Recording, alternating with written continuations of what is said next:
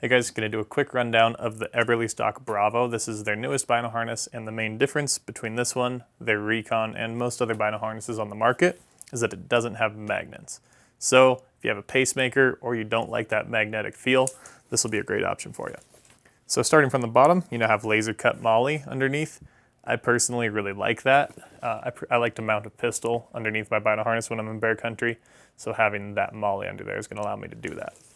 The front pocket, just like their Recon, is actually big enough to use. So there's a ton of space in here, and there's actually some internal organization as well. A couple pockets here, you can put some reeds, a couple SD cards, whatever you want.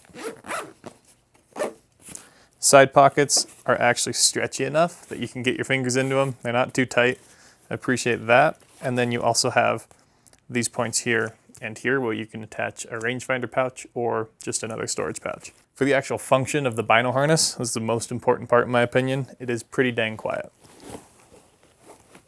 You have a little bit of fabric noise, but there's no magnet snap, and there's pretty easy operation there in and out. I like how they tapered these edges so that you only have to worry about getting over the center. You're not catching up on the edges there. That goes in and out pretty nice. One detail that I like is that they come with the attachments to keep your binos tethered to the harness. But if you go right here, you can actually undo that without having to cut it. So I'm always going to pull those off myself, and typically I have to cut them off. It's nice not having to do that. You can just unloop it through these little loops. On the back, there is a pocket that goes the full length of the bino harness, and there is quite a bit more padding here than they did on their Recon, and then I'll see on most bino harnesses.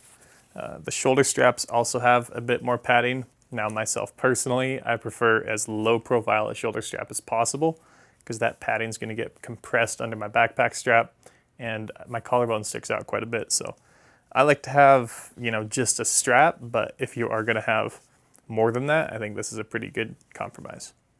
They do have clips right here. It's a new style quick disconnect clip instead of the regular buckle like you'll see on the bottom.